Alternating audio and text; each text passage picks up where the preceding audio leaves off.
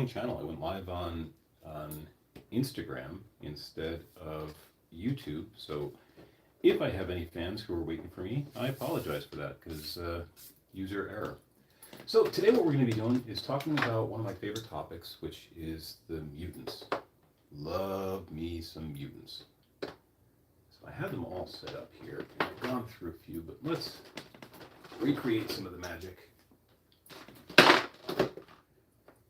Okay, so going back to the original team, there's Professor X. We're going to include Stan Lee as part of the team here. And where did my Marvel girl go? There we go. Marvel girl. And then I'm missing my Beast. Ah, here it is. Beast.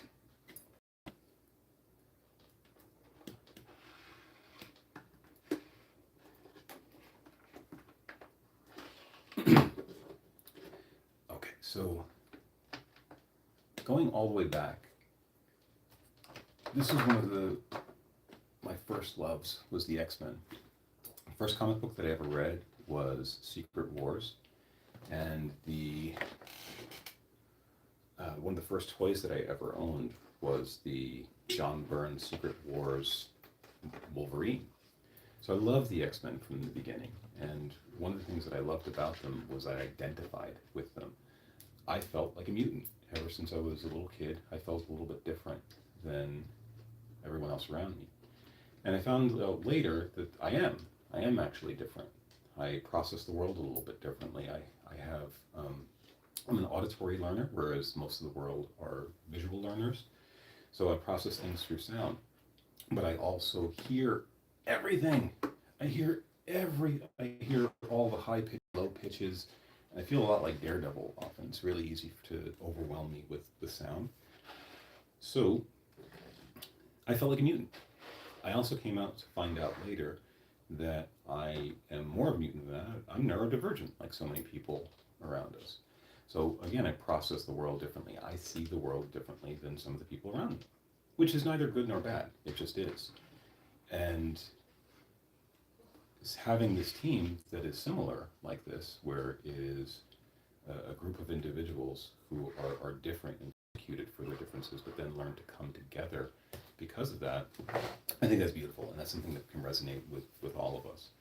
So as far as the diversity, the first group wasn't super diverse. They had, let's see, Gene, Warren, Scott, Bobby, and Hank, and of course Charles, which are all white, right? So as much as they were shooting for diversity, I think they missed a little bit of the mark on that first one. But they certainly corrected hard when it came around time for Giant Size X-Men #1. Thank you. I appreciate the figures. And hi there. Okay. So they corrected, and they got Colossus, the powerhouse. Let's see. Banshee, wild and impetuous. We still had Scott in the background. And they gave him the flared boots. Well, they had the flared boots from the beginning, but they kept those flare boots. Then we had, I do love me some Nightcrawler. Nightcrawler from Germany. And the goddess herself, Aurora Monroe, Storm. Oof. How do you not love Storm?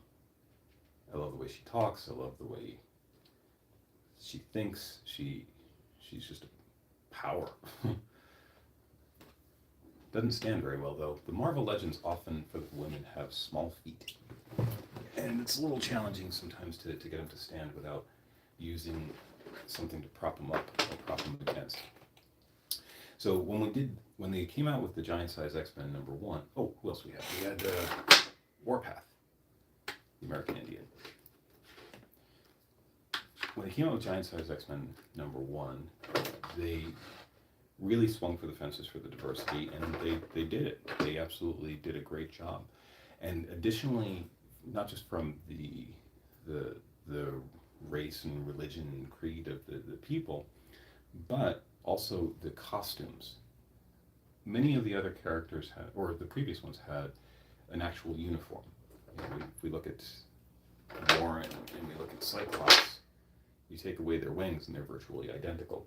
But when they came out with this one, they used different color palettes. So we have green and yellow, which is, green is often left as a secondary color. It's often left for our villains, but we have a primary, or we have a good character wearing green. And just the visual palette, when you look at all of them together, there are enough hints that it ties it together. So all of them have either red or yellow in their costume. Sometimes they have both. So he's got the red belt, we've got the red shoulder, whatever those things are, shoulder flares. But other than the fact that they both have, or they all have either red or yellow, that's where the similarities end visually. So each one has a very distinct silhouette. And if we hold them up, we can see, yeah, that's distinct. We know who that is instantly. So what are the X-Men without the Brotherhood? The Brotherhood is, I think, what would naturally happen if mutants actually existed in reality. So let's clear some way. I'm gonna keep stand back here. Ooh, all these over here for right now. Okay. So with the Brotherhood, Magneto, World War II veteran, and from his worldview, he's just doing everything he needs to keep his people safe. His #1 lieutenant, Mystique. I love me some Mystique. I feel like single-handedly she could take down all of the X-Men. I mean, she was able to get Charles off the playing field in X-Men 1. Sorry, dropped a figure. Okay. Who else do we have? Not technically a mutant, but we're going to end here anyway. Juggernaut.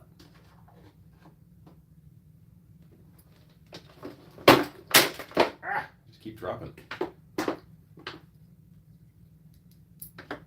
Sabretooth. And maybe we should put Sabretooth right next to Mystique. If you know, then you know. Wanda. Peter. So we've got the twins back here. Toad. Brought to life by the brilliant and wonderful Ray Park. Pyro. Oh, dropped an important one.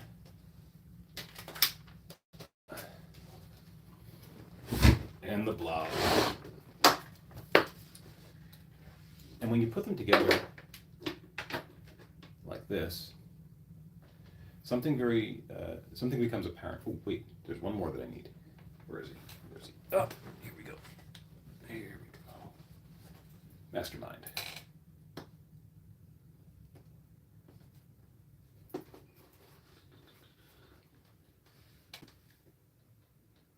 Mastermind. Okay. When we put them together like this, something becomes apparent for me.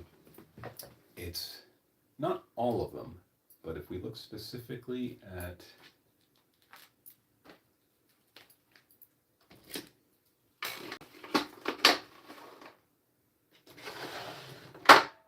these characters, which are the OG Brotherhood, what we notice about them is they don't look nearly as human as, say, Scott and Jean do. So they're going to have a way harder time fitting in and living up to Professor X's dream of peace, because the world's not going to let them. Too often, because people look different, they're just going to be treated differently. So it's very easy to understand how the Brotherhood would make that switch and go down that path.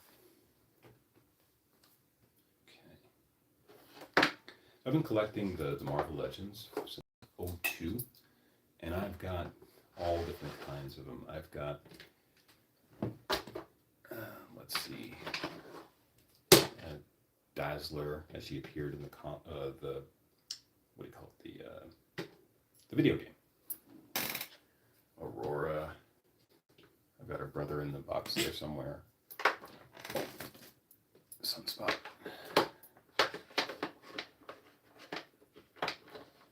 Okay. You have these things posed, and then you put them in the box, and then they're no longer posed. Another thing that X-Men did right off the bat from the giant size X-Men is they made sacrifice. They sacrificed one of their characters right away in Warpath. And by letting him die in the first panel, or not first panel, but in the first comic, heroically, what it showed from there is that this is a comic book with real stakes.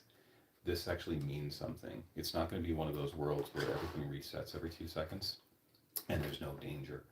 I was going back and watching the old G.I. Joe cartoon, which I love, but it's kind of silly because there's lasers going everywhere and nobody ever gets hurt, and I think the most anyone ever happens is like they get like a bruise on their cheek. So there's no stakes whatsoever. But X-Men came right into the scene and said, "Nope, we are here. We're going to make a story that means something." For most people, this is who they recognize, and this is who they think of when they're thinking about Wolverine. I think thanks to the wonderful work of Hugh Jackman, who just did phenomenally at bringing this character to life and sticking with it, and over the years has created more nuance and more reasons to love him. So we all know and love Wolverine. As I said, this is one of my first character toys that I ever had. He had the clip-on claws that would clip onto the wrist for the Secret Wars. And personally, I think the John Byrne brown and tan has always fit the character more than what I like to consider the clown suit tiger stripe. So this is my favorite one to display, although I have just about every other costume. But for my money, the one I identify with the most, Colossus. Colossus is the powerhouse pacifist, and he's also an artist, so this resonates with me. I'm an artist. His name's Piotr, which is Peter, so that works for me too. And he's usually the strongest guy in the room, can go toe-to-toe with characters like the Thing and the Hulk. And with his organic steel body, he feels virtually no pain. And he's just this incredibly strong and stoic character that I've always loved. I've also felt too that his design, the simplicity of his design, with the V we see repeated. They have kind of similar colors with that red flared V shoulder thing. But with the red and yellow together, I think he looks distinctly Russian, which is cool because he is Russian. Right, so right off the bat, we get that feeling of where he's from and some of his backstory just by what he looks like. Similar to Banshee, of course, with the green. So he looks like a flying shamrock. Okay. And what else do we want to talk about? So I think with with X-Men, what's really interesting about them is the two philosophies of the main characters. The main characters being Magneto and Professor X. So Magneto comes from, he's a World War II veteran, and not veteran, I'm sorry, but he's a World War II survivor. And as a child, he had to witness horrible atrocities. If you've seen the movies, then you've seen what he had to witness. And he has gone through the genocide of his people. He's seen firsthand how it can look when humans are frightened. So he takes the whole stance of they are they're going to do it again. That it's just inevitable that sooner or later these people are going to do it again. And as much as he loves Charles's philosophy and longs for that world, he just doesn't feel like he lives in that world. He feels like that's a pipe dream, and he, in his worldview, if he's not out there doing things, then his people are going to die. And that's all he cares about, is keeping his people safe. Now, Professor X has very similar worldview. He also has been through horrible things and has seen tragedies. And I think the biggest difference is the empathy. And partially because he can get into people's minds, and he can know what they're going through and know their pain. He takes the view of, yes, war is very likely. However, little things matter, and the more that we can come together, we might be able to save even just one life. If we can delay war for one more day, then how many people live in that day? So he is one who is constantly trying to find a way for peace. And this is where the big conflict comes, because they both want the same end goal. What they want is for their people to be free and to live normal lives and go about doing whatever it is that they want to do. Living the way everyone else wants to be able to live.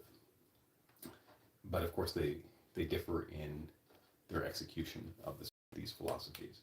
And that's where the two of them are so often at odds with each other. I think it's also brilliant because they have clearly put in there the subtext of the two of them being in love in one way or another. But they've also left it ambiguous enough that we can overlay whatever it is that we want into that.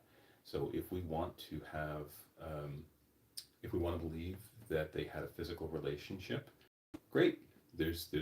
That's on the page. There's plenty to support that. If we want to believe, however, that their relationship was purely platonic, that's cool too. You can believe that. Or if you want to believe that they had a love, but only in the astral plane, that is also plausible. But I think it is undeniable that the two are affectionate toward each other, and that the two care for each other deeply and understand what the other one is thinking, even if they don't agree with it. Right? So the friendship between the two of them, I think, was one of the most brilliant things that they did from a storytelling point. Also, if we're talking about just Magneto's been one of those characters that has gone back and forth from villain to superhero to supervillain to just man looking for peace. So he's a fascinating character. First off, he's an Omega level mutant, so he's one of the strongest mutants on the planet. He could literally destroy the planet if he wanted to. So every time that he doesn't murder, he's showing tremendous restraint. He watches his people being brutalized day in and day out, and though he acts, he is constantly holding himself back, because he could rip the planet apart if he wanted to. And what's interesting about him being both superhero and supervillain is I think that ever since he's come out, when we first came out, it was very easy to say, oh, well, that's wrong. Well, actually, I don't even know if it was easy to say that, because it was in the 60s, and it was when we were having all those social civil rights problems as we're having now again. And I think he has become a hero more because of culturally we start to agree with his point of view, whereas you take a character like Venom, who just became a hero because he was popular, right? A lot of people love Venom, so let's put him in the good guy role. But with Magneto, it's, well, he's kind of making sense. If nobody's going to listen, what do? I don't personally take that view. I'm a pacifist, and I would much more likely side with Professor X. And I think that tolerance is always going to serve us better. Yeah, foot stands would absolutely be awesome. And I do have, I have some, and I have some of the, the clippy things, but since I'm moving things around so much, I was hoping I could do without it. But you're right. You're 100% right. So yeah, the two characters together are just brilliant, and I think that the silhouette of the two is also iconic. Marvel also has a tendency of doing something that I absolutely adore. They make their characters disabled. Many of their characters are disabled. So obviously Professor X is in the wheelchair, as is my wife, so I appreciate that. But then of course we take the other ones. We take Daredevil, who can't see, and Hawkeye, who is hard of hearing, and Black Bolt, who is mute. So, we've got the three monkeys there, the see no evil, hear no evil, speak no evil. And it goes deeper than that. If we're looking at any of the other Marvel characters, Tony Stark was originally an alcoholic. And there's just so many that they have to deal with the real burdens. They have to deal with what we actually go through. They have rage issues. They have, they're estranged from their children. They have trouble paying their bills. Spider-Man is the perfect one for constantly having trouble paying his bills and having trouble balancing the worlds that he's trying to live in. So it always appealed to me when we would have these characters, because that felt much more real. I can really get behind a character who can't use his legs and therefore developed his mind beyond what anyone ever had. That makes a lot more sense to me than a dude in a red cape who's virtually perfect. Okay. So I've been collecting for a long time. I've been collecting since '02. And I've got some gems in here. I got ones that were Target exclusives, like Danny Moonstar. I've got a couple of Multiple Men, multiple Storms. I've got about 3 or 4 Storms. Moira, Ursa Major, Apocalypse, Agent Apocalypse, Jean Grey. Oh, this is fun. So I have Multiple Man. And why they didn't sell him as a 3-pack, I will never understand, because that's the whole point. Who's not going to buy a 3-pack of Multiple Man?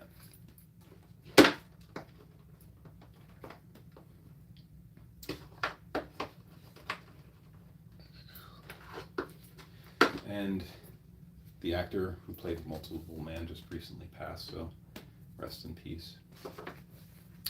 Here's something that I've never particularly appreciated. These hard capes and trench coats, they look fine when they're standing, but they super limit the posing. So you're never going to get this guy to sit down unless you cut this thing off. And you can do crouching poses, so it looks like he's running all the time. And same thing for Magneto. I desperately need to get me a purple cape, a wired purple cape, because that's just not cutting it. Okay. All right, well, this was fun talking about the X-Men. I had a little bit more to say, but I went live on Instagram, and I said a whole bunch of things. Now I don't remember what I said there and what I've said here. So, if there's anything you feel like I've missed out with the X-Men, you just let me know, and I'll talk about it some other time. Yeah, what stands would be nice. You're absolutely right. Picard in a chair. Funny that you say Picard in a chair. I made a custom action figure before they had made the Logan version of Professor X. I took a I took up a card and I had to basically cut them in half to make them crunched over, and I was able to sell it at MegaCon, so that was cool. But you're absolutely right. And how perfectly was the casting of Patrick Stewart? By getting a Shakespearean actor, one who also had some sci-fi chops under his belt for that first X-Men, I think that one of the most brilliant things that they did in that movie was casting. Between him, Ian McKellen, and Hugh Jackman, just some powerful actors that have no business in tights, and yet they really pulled it off just fantastically. In an uncanny way, they might say. Oh! Oh. No, they don't want to stand. This is also a rickety table, so what are you going to do? But I just want to see them standing one more time. We'll get Banshee in here. Let's put Professor X right in the center. Tremblay.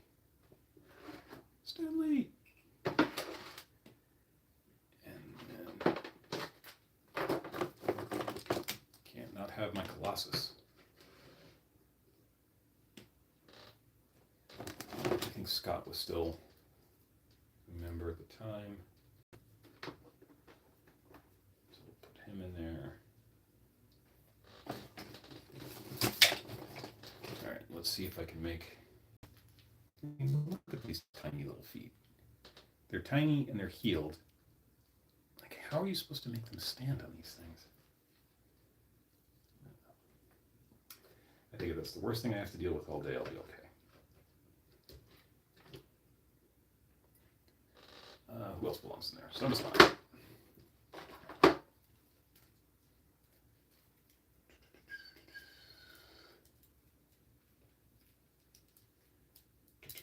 Put him right up front. I mean, look at that. Look at the colors. You got all the colors you need right there. The only thing we're missing out on is some purple.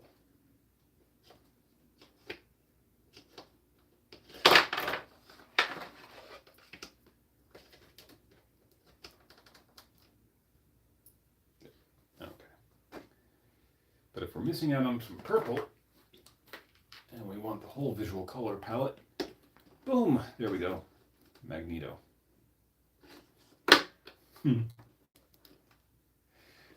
By the way, for anybody who does toy photography, the way that these things are falling over, this will just seem fairly familiar.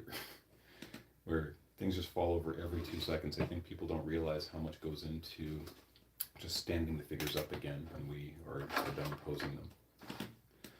All right, well, that's all I really got to talk about today, and I really appreciate everyone stopping by. Thank you so much. This was a lot of fun. I'm going to start going live every Saturday for Playtime with. So tune in next time, and we'll be talking about something fun. Maybe my horror shelf. I'm not sure. If you have any suggestions, let me know. Okay? Thank you again, and everybody have a great day. Bye-bye.